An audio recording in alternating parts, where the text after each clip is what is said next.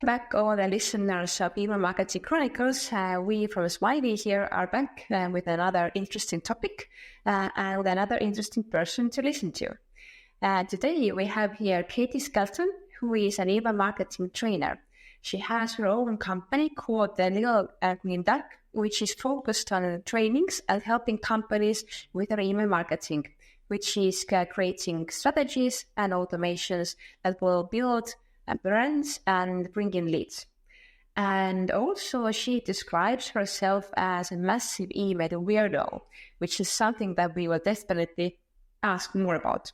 But first of all, Katy, thank you for joining us, and please go ahead and talk a bit about yourself, who you are, what you do, and what brings you to email marketing. Yeah, sure. Thank you so much, Vibeke. So let's go straight to the massive email weirdo thing. One of my clients actually said that to me about 6 months ago, and it had to go straight into the LinkedIn headline. So I'm glad that you picked up on that. I think he called me a massive email weirdo because I just love it. For years and years, I've always been interested in email, but not really picked it up as my one thing that I've done. I've been more of a generalist marketer for a long time, but picked it up as my specialism and realised how much I loved it about 2 years ago. And so I think that's why he called me a massive email weirdo, and I'm here for it. Frankly, it's a compliment. It is a really, really, really big compliment. I totally agree with that, and it can't get any bigger than that. So, but why do you love emails? What is so special about emails that you actually chose emails as your main profession?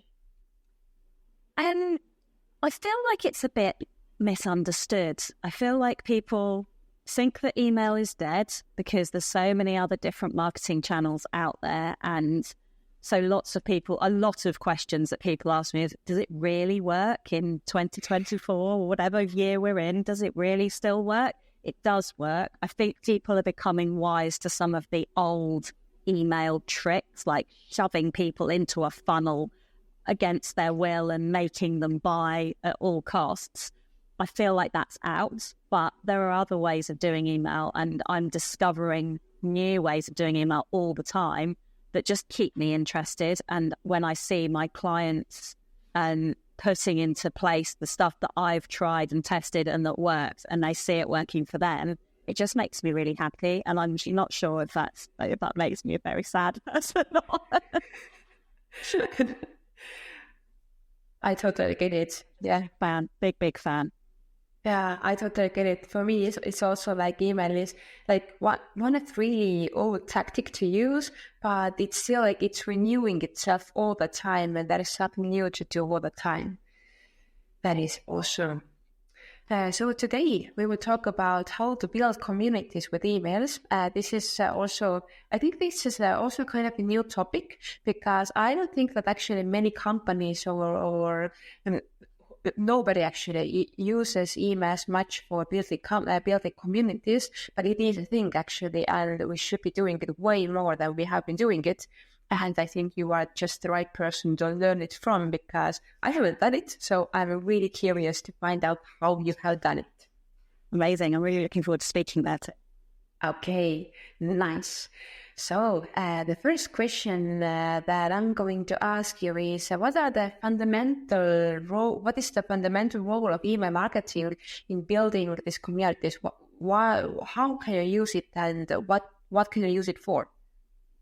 So I think traditionally email marketing is seen as just transmit only. So you send an email, it lands in someone's inbox. They may take an action, they may buy something for you, they may do something as a result of you sending that email, but it's rarely, when it comes to email marketing, not sending emails, because obviously you can send and receive emails all the time, but specifically when it comes to email marketing, you send an email and then you kind of think, well, that's it. But actually, if you can find a way to make it a two-way conversation and build deeper connections with the people that you're sending emails to, it's going to be way, way more effective than just, I call it shouting into an empty room. You're projecting your stuff into people's inboxes, without any regard for the relationship. And actually, if you can think about the human who is receiving the email and how they might like to receive it and what you can get, what kind of you can give and take in both directions, it can make it a much more valuable relationship, especially for small businesses. Yes, that is so true that in marketing, we tend to look at marketing as a one-way communication. And in most marketing means it actually is, but email is a two-way communication and you can't take it as just sending out your information. You need to receive back as well. You need to listen to your customers. Yeah, and so many ways you can use it to do that. Yes. For if you're starting to build a community, why is this conversation so essential part of it? Tell me more about this part. So a lot of the conversations I have with people about email marketing happen before you make a sale. So the actual traditional marketing. So when people discover who you are as a brand, when you're nurturing them, when you're offering them a product, right up to the point at which they, however your sales process happens, they make or you make the sale. But I feel like a lot of the time that stops when you've made the sale. And I really think that there's an opportunity for businesses, brands to be using email to build communities before that sale, but also once they've hit the buy button, how do you keep them engaged? Can you use automations? Can you use personalized emails? How can you enhance that relationship and that customer experience by using email? Because I think a lot of businesses just go marketing, sale, and then nothing. And actually there's so much more we can do after the sale has happened as well. So that's a big part of the work I do with my clients. Okay, that is great. So to create this community, we actually need to have more than just sales. We need to have people who actually want to hear from us and they want to be engaged and they want to hear more than just a new product has come to the sale. So how do you create this sense of belonging and engagement among your community members? So I have 2 or 3 ways that I do it on a regular basis. The first one is just starting conversations. So asking questions of the people you're sending an email to. And it doesn't have to be a business-related question. Some of my most engaged emails that I've ever sent have just had a really silly question at the end of them, like, what's your favourite burger topping? And just getting people to reply with something that everybody has an opinion on that will just start a one-to-one conversation is much better than, obviously, if you've got a huge email list and you're broadcasting to thousands and thousands of people, yes, sometimes you'll be able to get people to kind of move towards a sale without building that relationship. But actually, if you're a small business or if you've got a smaller list, it's actually really nice to be able to invite people further into your world and get to know you as an actual person, have conversations with you, and then move the relationship on that way in a much more natural way rather than it just being sell. So asking questions is one. Another thing I really love doing is just involving people in the content that I'm creating in my emails. So again, you can ask a question about what would you like to see in these emails, but probably more specific than that, because if you ask people a generic question, you're likely to not really get any responses because it's too generic and broad.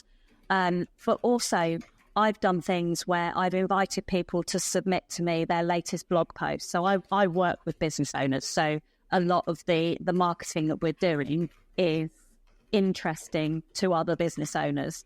So I will send an email to everyone saying, I'm collecting a load of blog posts, submit your most recent one, and then I create like a roundup blog which I will publish the next week with all the links that people have sent me that everybody can then go and dip into and see what's of interest. And that means everyone else can see who's on my list, who's in the community. And it's a nice way of getting people to connect with each other outside of me. It's not even anything really to do with me. It's just giving them opportunities to discover other people.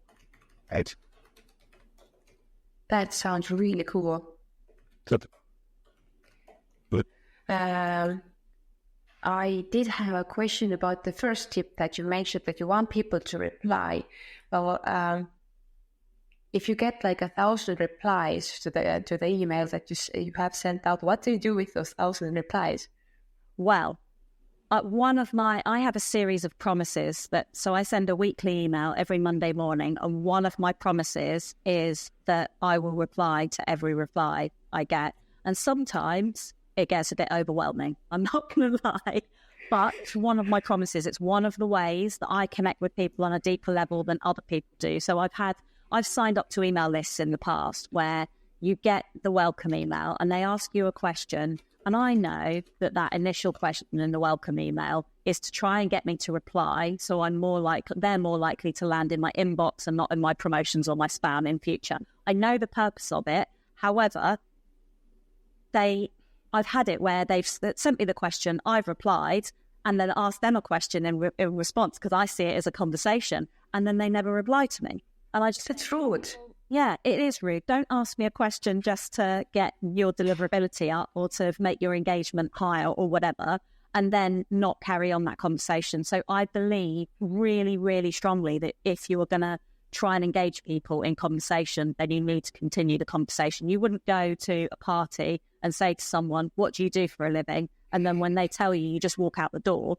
You will carry on the conversation because if you walked out the door, everybody would think you were rude. So I see my email as almost like a bit of a party. People are invited. We all have conversations. We get to know each other. I try and introduce people to other people that they will find interesting, and it becomes a community. It's not just a marketing tool, even though it's a really great marketing tool.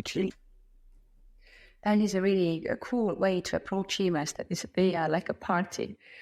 But what happens if you actually you reply to their answer and then they reply back, and eventually you have 100 of different email flows going? How can you manage that?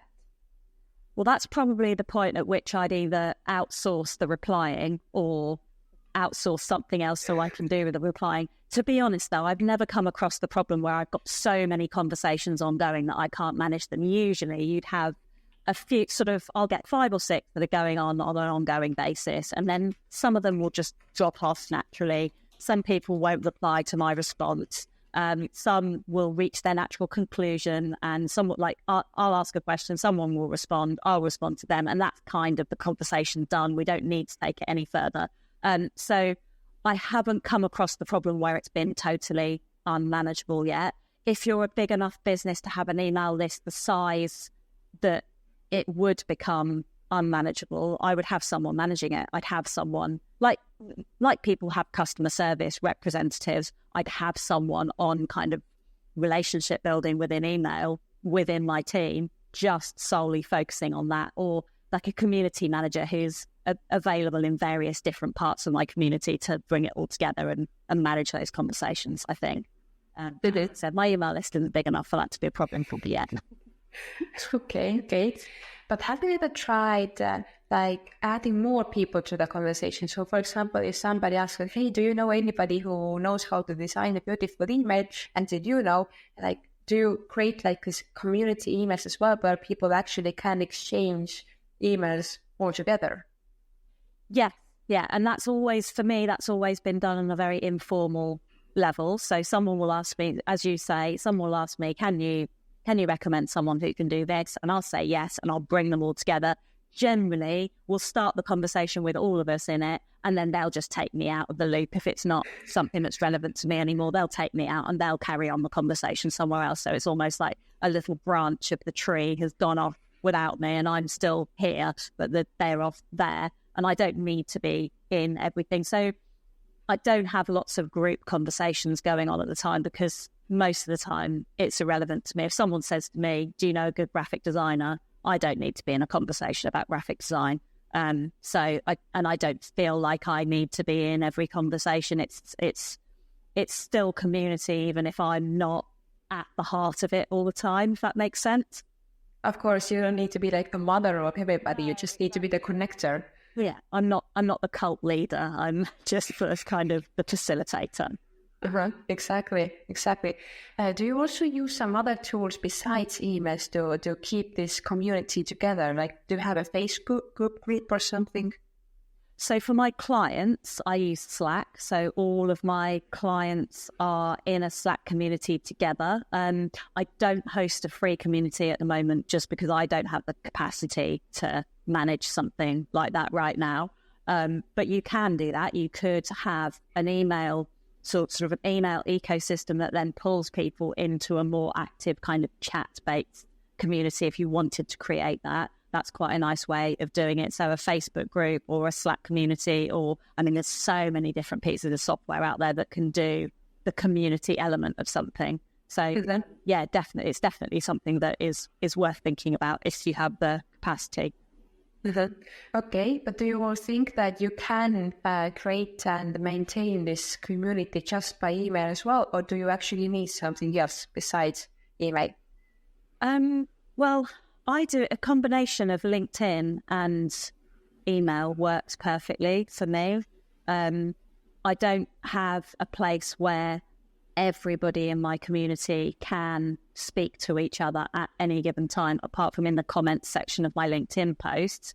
But that kind of suits what I'm doing right now. So I don't think you absolutely have to have that. It's a nice to have if you would like to have an active, chatty community, engaged community going on all the time, but actually just facilitating those really useful touch points between people is much more rewarding for me, and it's much more useful for other people as well, rather than just, I think that a lot of online communities can be just a lot of noise and a distraction, whereas the way that I introduce people to each other and the way that I kind of formulate the community is, it's always, when there's an introduction, it's always a useful introduction. Whenever there's some kind of interaction between people, it's always worth people's time, because I know that we're all really short on time these days, and so I don't want to add to the noise. I just want to add to being helpful if I can.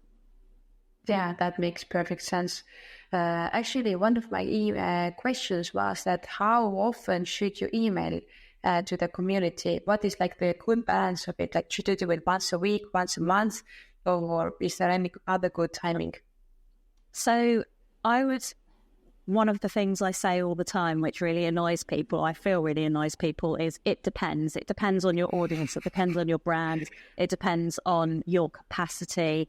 So you do very much have to kind of listen to the people who are on your list. And if you've got if you're sending emails every single day and you've got lots of people unsubscribed, you're probably best to send it slightly less often. A couple of pointers. I send my email once a week, and that works really well for me. It's a short email. People expect it at the same time every week. One thing I would say about monthly emails, a lot of the time, if you send an email, say you send an email in January and then someone misses the February one, they don't hear from you till March. By March, they might have forgotten why they signed up. So I would probably recommend a minimum of once every 2 weeks for most businesses, if you can.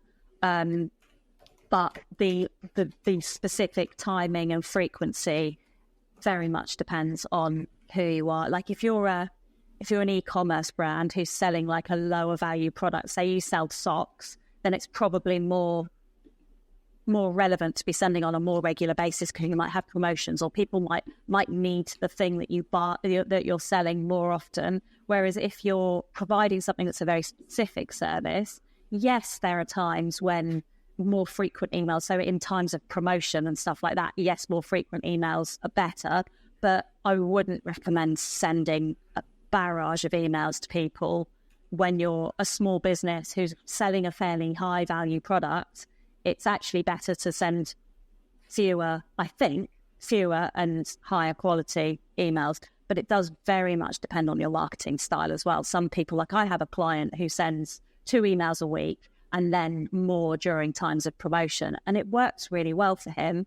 And I have other clients who that would just make them feel awful, and they wouldn't want to be doing that. So you have to get the balance between how your audience responds and how it makes you feel from an approach perspective, I think. That was a very long answer. I hope it made sense. It does make actually perfect sense, and it does depend. I had to say that from our side, the Smiley, we see exactly the same thing, that there are clients which can send more emails and they are effective, and yet there are some clients that if you start sending more emails, actually the results will go down, all the results will go down, the sales will go down, everything will go down because it's just too much.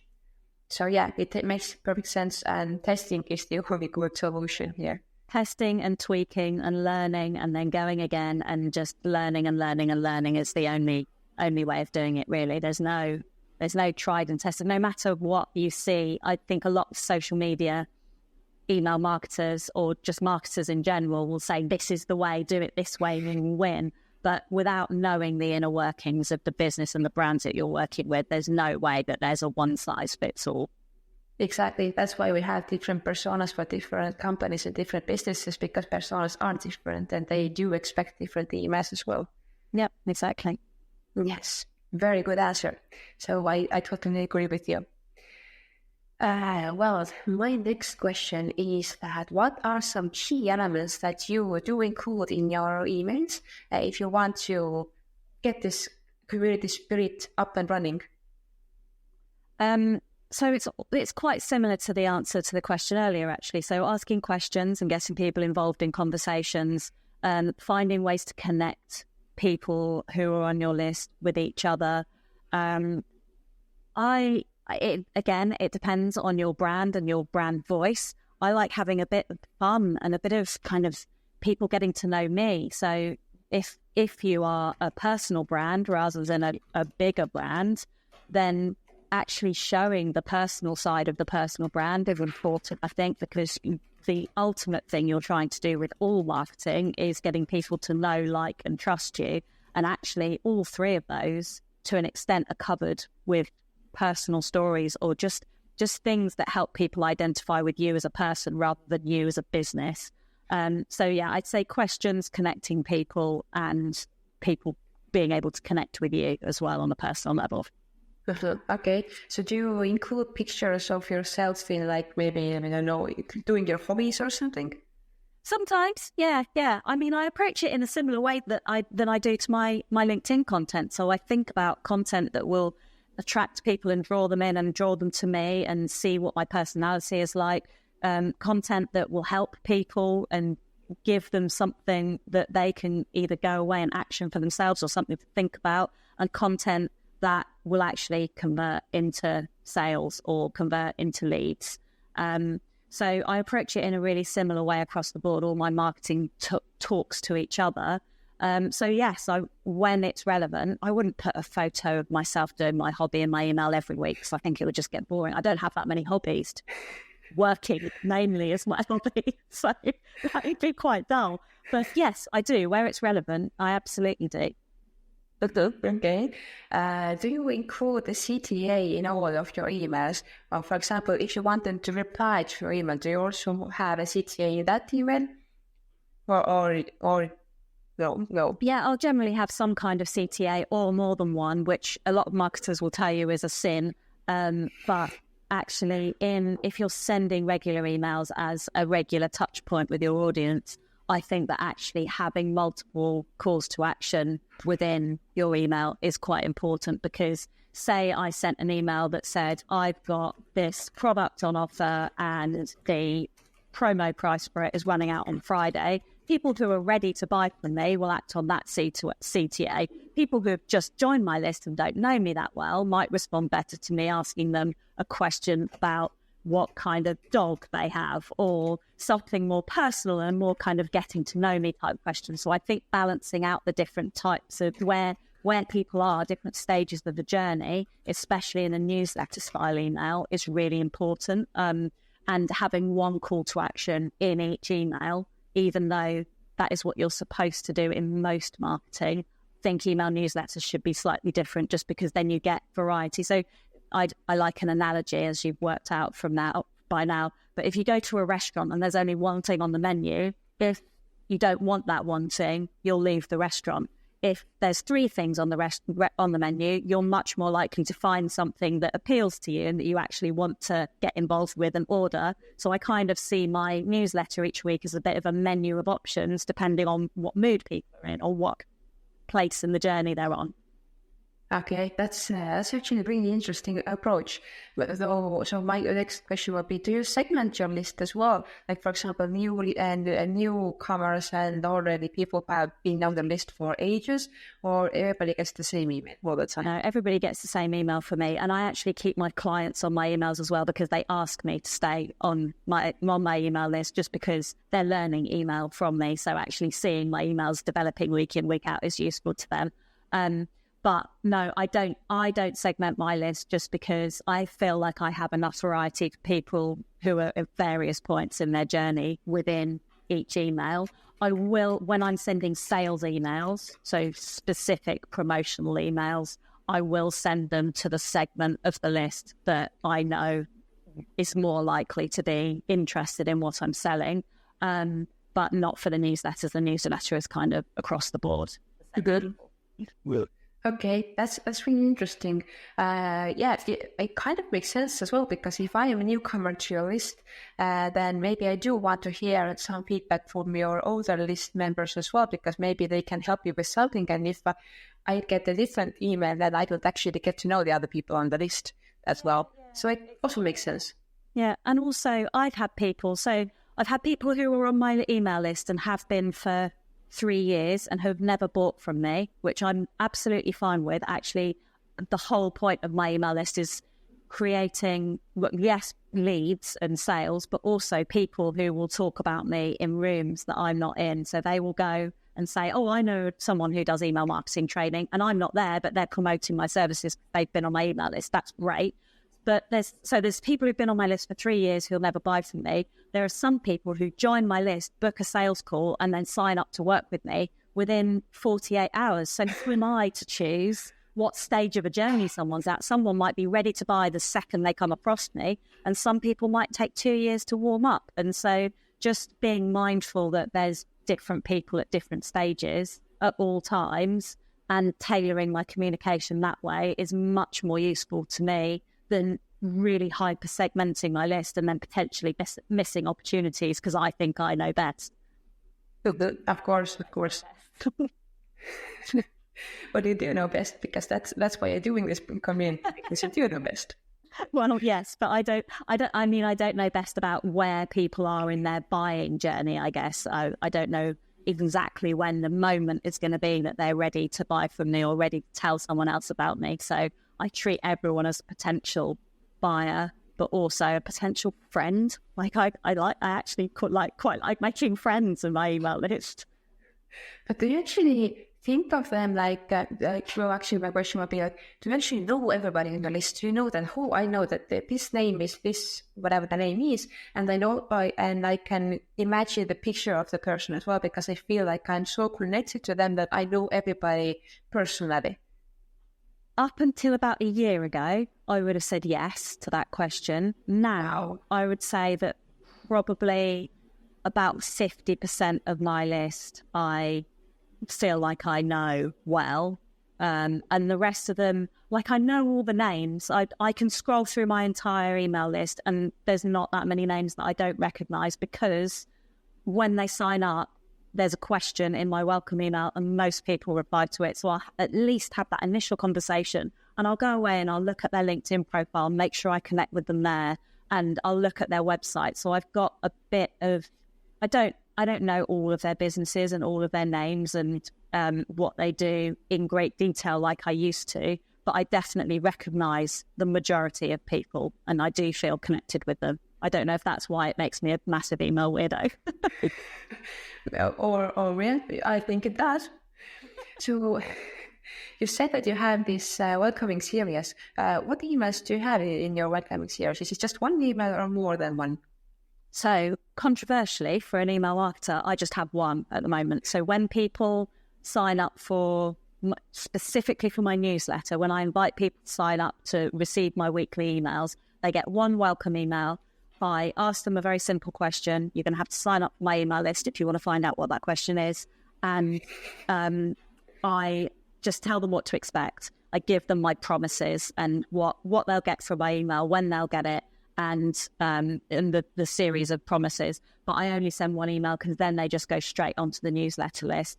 When I've got lead magnets, I do have a slightly longer think it's 3 emails at the moment. So still quite minimal. It's not full on. But that's the delivery of the lead magnet or the free thing that I'm giving to them.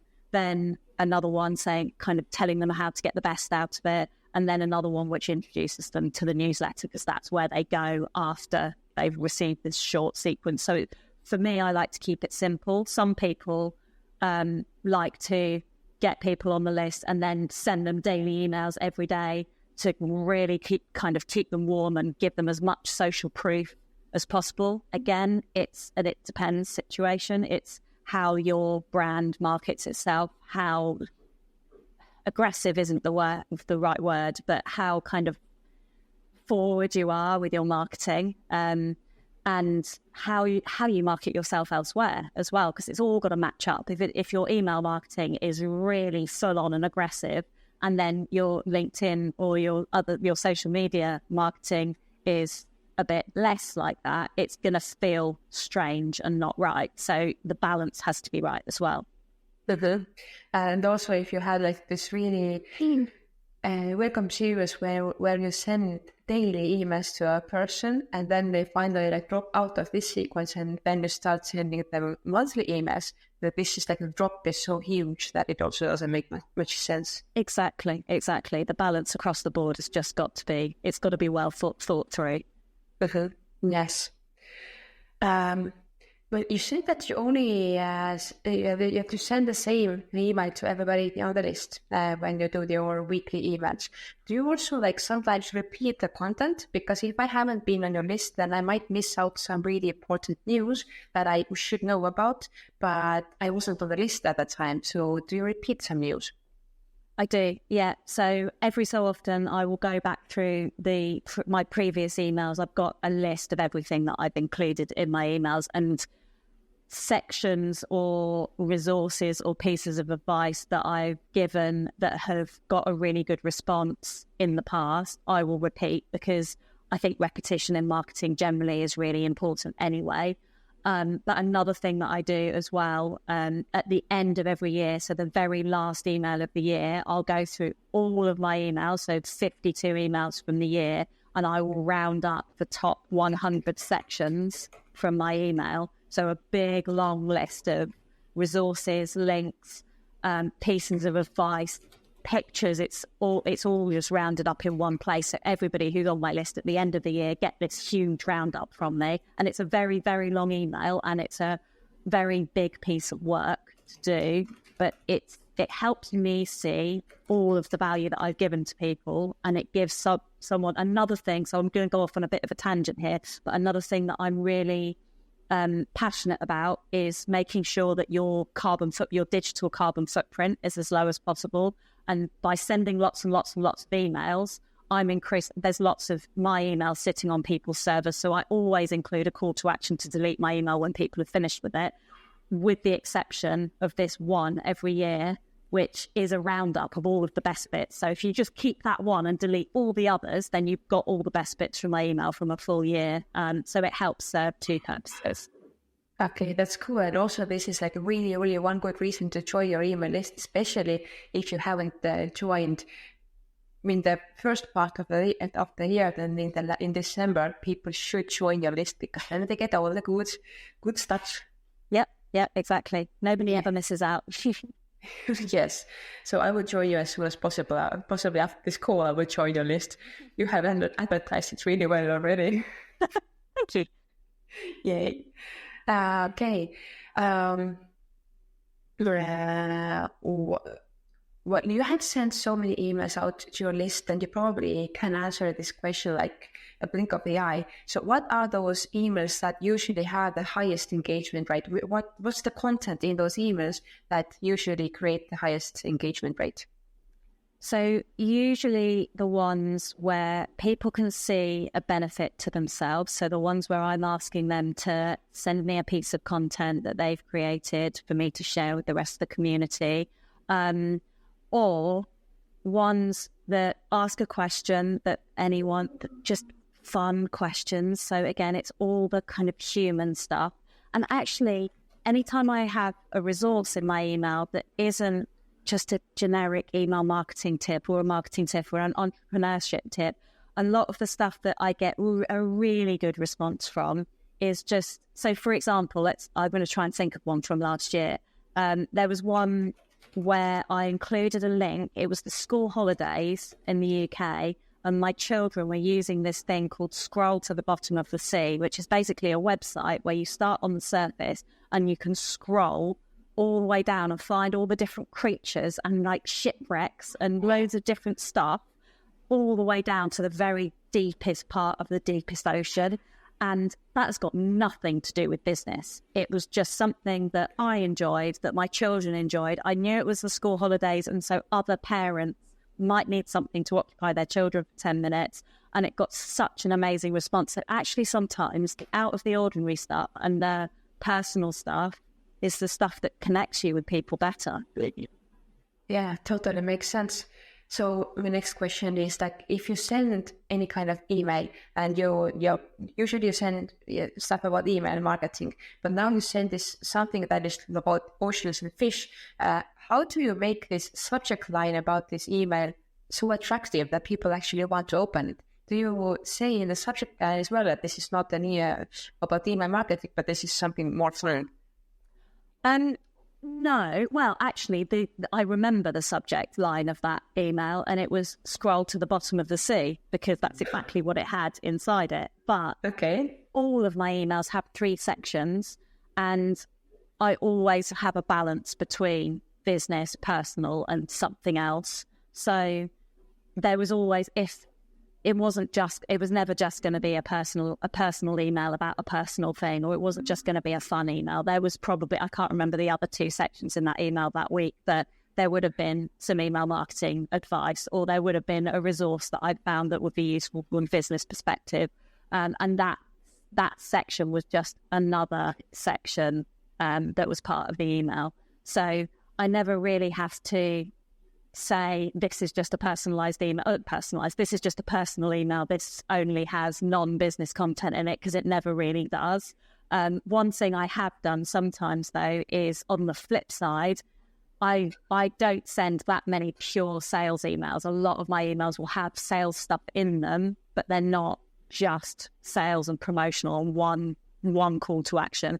When I send sales emails, sometimes I'll just write in the subject line, "This is a sales email," so people know. And I actually find that honesty and that openness, and not trying to trick people into opening an email and then try and sell something to them, gets a better open rate and a better response rate than trying to kind of be clever with your subject line, and then people sometimes can feel a bit duped into opening an email that actually didn't contain what they thought it was going to contain. So, so if you're ever stuck for a sales email subject line, try "This is a sales email." It works quite well. That is a really cool thing to try out, actually. Definitely going to try it on some of my clients. But that's really, really cool. How do you measure the success? Like we're talking about that right now, that some email subject lines have better open rates, that sometimes you do expect them to do some sales and sometimes you don't. But what are the usual stuff that you measure in an email? How do you see if this has been a good email or a bad email? Okay, so one of the things that I said to one of my first clients when we started working together was, before you start writing an email, think to yourself, what is the point of this? What is the purpose? What if one thing was to happen as an outcome of this email? What is your measure of success? And I still apply that to this day to all of my emails. So sometimes I will write an email and the only objective is just to build connection with people. I'm not interested in making any sales. It's sometimes by happy accident, someone will book in and have a call with me, or someone will buy something. Great. However, sometimes I just think, all I want out of this email is to have some conversations with people. And that is my measure of success for that email. Sometimes I'll send an email that this is a sales email, and my one objective is to make sales or to get sales calls in the calendar. So it's another, it depends answer really. Across the board though, I would say that just seeing that people are engaging with your emails and that are actually interested, regardless of what your desired outcome is. So if you can see that people are clicking on links, or if you can notice that people are replying to you, or you can see that people have forwarded your email to someone else if that's been a call to action, just people following your calls to action, or people just engaging even on a low level, I see for a regular email, like a newsletter style email, I see that as success. And I do pay attention to the numbers, to open rates and click-through rates and stuff, but actually just looking at how engaged people are and how long they stick around for as well. If they stick around week in, week out, and they're opening your emails week in, week out, that's a fairly decent measure of success. Obviously, we all want leads and we all want sales if we're running businesses, and there's a point at which community is great, but actually if you're just having a conversation with a load of your friends and it's never making any sales, then you're probably wasting your time. But I wouldn't expect every single one of my emails to be making sales. They're all doing a job for me. They're all building trust. They're all connecting with people. They're all getting people to know me and to like me. And as long as I'm working on that all the time and just getting better and better, then I'm happy. Okay. I'm going to dig a bit deeper into this. So I know that by countries, actually, the results can vary a lot because between countries, people have different ways of approaching emails. Some are really open emails, some countries just send them to spam or to whoever. But if, for example, if you expect people to reply to you, what do you consider a good rate of people who will actually reply to you in this email? That's a very good question. Actually, reply rate is something I've never measured, and I probably should. So thank you for highlighting that. I don't have an answer to your question. Okay, but an easier one then. Yeah. If you want people to click somewhere, what is considered a good click rate if this is what you want to measure? See, again, it's really annoying, but again, it depends because so my roundup email that has 100 links in it will get a better click-through rate than a sales email with one sales call to action in it. And my measure of success for one versus the other will be completely different. So if I get 2% of people clicking through on the sales email, I'll be quite happy. But if I only get 2% of people clicking through on the email that has got 100 links in it, I'll be thinking, well, that's not very good because it's got 100 links in it. Like, surely there's something for everyone in there. So it does very much depend on the email. And I know it's a really annoying answer because everybody likes to have like a definitive thing that, like, you hear for open rates, for example, you hear that the average open rate across the board is 20 to 25% or something like that. But actually that doesn't really mean anything because it depends on the kind of business you are. It depends on the size of your list. If you've got 2 people on your list, a 50% open rate isn't that good, really.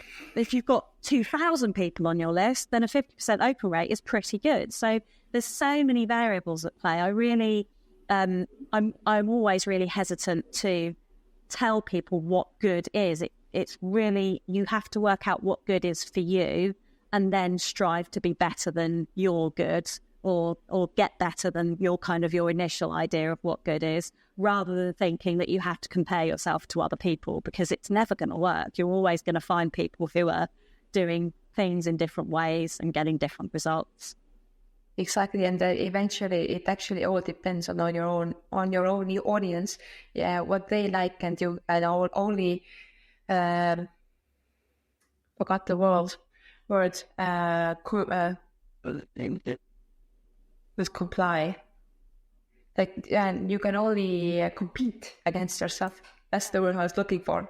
Yeah, exactly. And you should only be competing with yourself because then you can see what your baseline is and just work at being better than that and not worry about anyone else. Yes, exactly.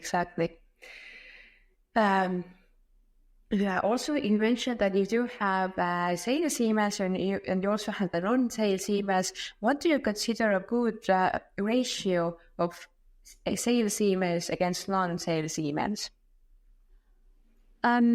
I would say that as long as you've been consistently sending high value, so giving people lots of advice or value, or value is a really generic term. So advice, tips, things that they could take away and get use out of on a regular basis for, let's say, 90 days. If you're sending a weekly email, let's say 90 days.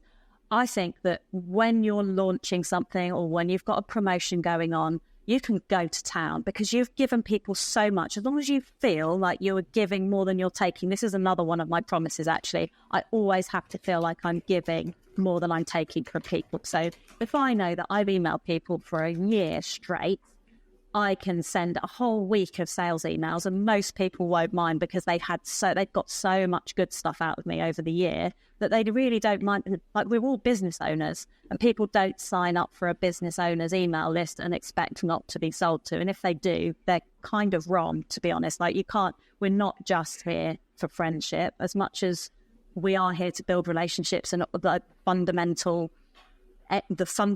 of a business is relationship building. You still have to make sales because otherwise you're not a business owner. You're just like, you've just got a hobby, and that's sending emails or doing marketing, and that's never going to sustain feeding your family. So I think everybody is going to expect to get a sales email once in a while. And actually, as long as you're setting expectations, there's probably no too much, as long as you're giving more than you'll take. Yes, I also agree. I know that there was somebody, don't remember the name anymore, but somebody told me that if you send 10% of sales emails and 90% of useful tips, that this is okay. And it actually can all be in one email as well. So you can write one long email which has useful tips in it, and in the end you can do a sales as well, because that's actually fine. Yeah, exactly. And again, it depends on your audience and how receptive they are to things. And how ready they are to buy as well. If they're not ready to buy and you're constantly bombarding them with sales content, you've not nurtured them enough. But I think, yeah, you're right. Everybody expects to have some of that stuff in there. And also you can, as you said, include sales content in a non-sales email as well. It doesn't have to just be a sales email or a non-sales email. It can be a mixture. Mm-hmm. Exactly.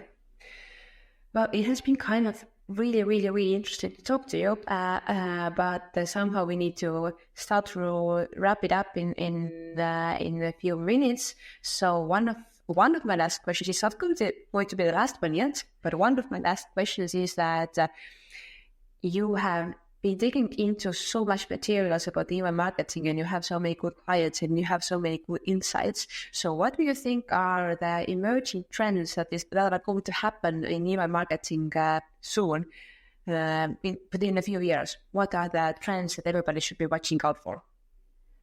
So I definitely think relationship-based marketing is going to get bigger and bigger. Attention spans are getting shorter, so finding ways to get people's attention without it taking hours of their time. Like, I always use the example, if you have an email that's got a few sections in it, and you've got a 2,000 word blog post that you've written, you can write a little introduction to your blog post and link out to it, and someone might read your 2,000 word blog post. If you write a 2,000 word email in the next couple of years, nobody's going to read it, in my opinion. We're already there. I don't think anybody's reading long emails anymore. But I think that finding ways to grab people's attention and keep it really quickly is going to be key. So relationships and attention are my two key trends to look for. Mm-hmm. Totally makes sense. Good. Actually, nobody has said it before. They usually talk about AI and stuff like that, which are huge trends. But actually, we do need to think about who is reading the email, not who is making the email, who is creating the email, but the person who is reading the email should be in the center of the email. And that's why this relationship-based marketing and grabbing attention makes so much more sense. Yeah, always. Good. Now, if you have to say 3 things that are the most crucial things in email marketing for everybody, not just in community building, but everybody who's doing email marketing, what are the 3 things that everybody should be doing if they are making emails? Okay, so number 1, which you've just touched on, but number 1 is think of the human at the end of the email. So the person who is receiving the email is always the most important person. Number 2, there's a lot of advice, business advice out there that says just start. With email marketing, I think that that's bad advice. I think just start is, there's a danger that you'll just start sending emails that don't really work for your audience, or you won't keep the habit up and then you won't end up reaping rewards because you don't have the strategy. So actually what I would do first is think about how regularly you're going to send emails to people, to what you're going to put in them. Think about the foundations and the strategy behind emails before you start sending them. And then the third one is, the first 2 came to me really easily. Let me think of a third one.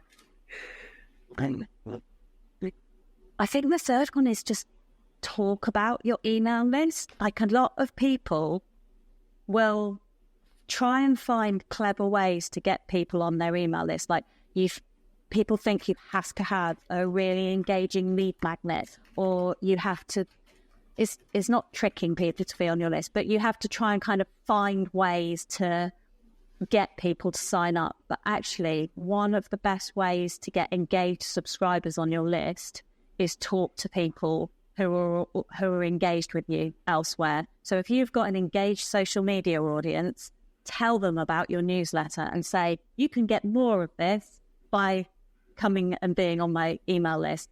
And actually just not being afraid to sell, I suppose, sell your email list or sell your newsletter to the people who are already engaged with you. Because once you've got someone as a social media follower onto your email list, you're much closer to building a relationship that is much more likely to be fruitful than just having them see 10% of your content on social media. Of course, and I think this is, I have seen so many companies who just want to go to Facebook and buy the leads there, but we somehow are so afraid of sending our list. But I think one of the good reasons why it is maybe a bit easier for you is because you have so many good content on your emails, and actually people do want to sign up. They want to see what you're writing about. So before you ask them to sign up, have a good content there as well would be a good advice, I think. Yeah, I've actually just thought of another one as well. Like, a lot of people will tell you that in marketing, social proof and testimonials are huge. So say I get a really big result for one of my clients and they make lots of sales, or they get loads of new subscribers or whatever. Telling people about that is great, but you can use social proof to get people onto your email list as well. So if people say that they love your emails, screenshot that, or make a note of the comments that people make about your email specifically and use that to promote your email list. So it is like selling your marketing within your marketing, if that makes sense. So rather than testimonials and social proof don't just have to be there to make sales, they can be there to just move people further into your world. Of course, and it makes sense as well, because signing up to an email list is so much less wanted from a client, because if you want to first go with them and if you expect them to buy from you, that's a huge step for the client. But if you say that, hey, you just come and join my list, that's all I'm asking from you, then it is much smaller step to make. Exactly. Yeah. It's a step in the right direction. Exactly. That makes so much sense. Actually, those were 4 really good tips. Again, something that I had to say I haven't heard many people talking about. So these good tips, and I hope that people will think about them and remember them. But during our talk, I also heard very many other good things that I would like to remind people. So usually what I do is like I was making notes during our talk, and I will give you 3 thoughts that from my side I have never heard from anybody else, and 3 things that you told me which I were like a little bit mind-blowing to me, and I hope for other listeners as well. First thing that you said at the very beginning was that emails are like a party. Like, this is such a good analog, because you do want to get to people to know each other, and you want to introduce yourself, and you want them to create a community, and taking emails as a party is a really good analog. I would have to say this is a genius one. So really, really thank you for that. Another thing that you said, which was really, really, really good, was that you used this is a sales email as a topic or a header for the email, a subject line. This is also, I think, this is a genius one, because especially if you do not make sales in each email, and sometimes you do want to make sales, then you can just cut out people who don't want to listen to your sales talk and they just don't open this email, but maybe they will open again next one. Really good time and really good thing, and I will certainly try it out with some of my clients as well. And the third thing that really caught my eye was that you said that when you are making your welcome series, then you actually make a promise to your customers that each time, each week at the same time, they will get a new tip from you or a new email from you, and you actually follow it through. So I also think that this is a good thing, that you make a promise and you keep your promise, and every time, at the same time, you do make this email out, send it out. So this is also something really, really special and good. Thank you for those tips. I will gladly start to wrap it out. Do you want to say some final words to our listeners? I would like to say that if you have been putting off starting email marketing or prioritizing email marketing, give it a go. One of my favorite phrases or sayings is, what's the best that could happen? So rather than what's the worst that could happen, think about the best possible outcome that could come from starting or prioritizing using email for your business, and just try it. What's the best that could happen? Totally agree with you. And my tip for all the listeners definitely is to go. We will post a link about Katy's emails as well, so you can join her emailing list. And definitely my tip is go and join her list, because you will get really good tips from her. And I am pretty sure that she has so much more to share than just this 1 hour of the good email tips. Thank you, Zona. So thank you very much for everybody for listening to us today. We will come back next month with another topic. And this time, see you again soon. Ciao, ciao.